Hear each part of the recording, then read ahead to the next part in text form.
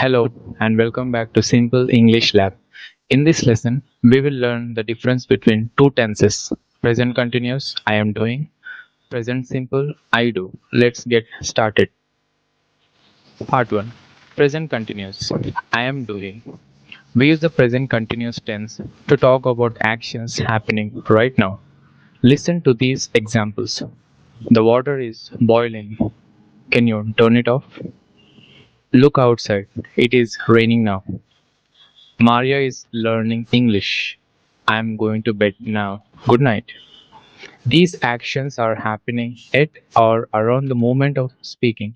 They're not finished yet. We also use present continuous for temporary situations. I'm living with some friends until I find a flat. You're working hard today. That's great. Part 2. Present simple. I do. Now let's talk about the present simple tense.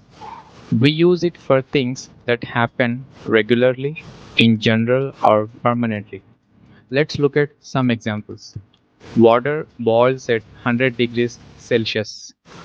Do you speak English? I always go to bed before midnight. My parents live in London. They have lived there all their lives. Present simple talks about facts, habits, and routines. Part 3. Comparing the two. Let's compare.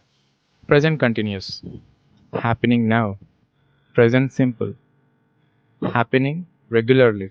Examples. She is watching TV right now. She watches TV every morning. A habit. Another example. He's working late this week. Temporary. He works late every day.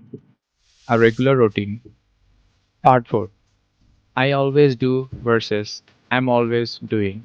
Sometimes we say I always do something. This means every time.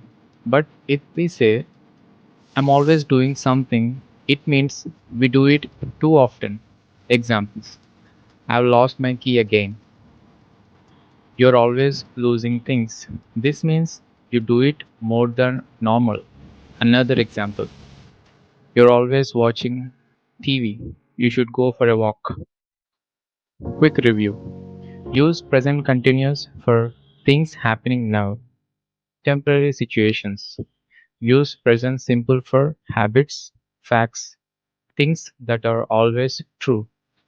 Thank you for watching. Make sure to like, share, and subscribe. In the next video, we'll continue learning how to use these tenses in different situations. See you soon on Simple English Lab.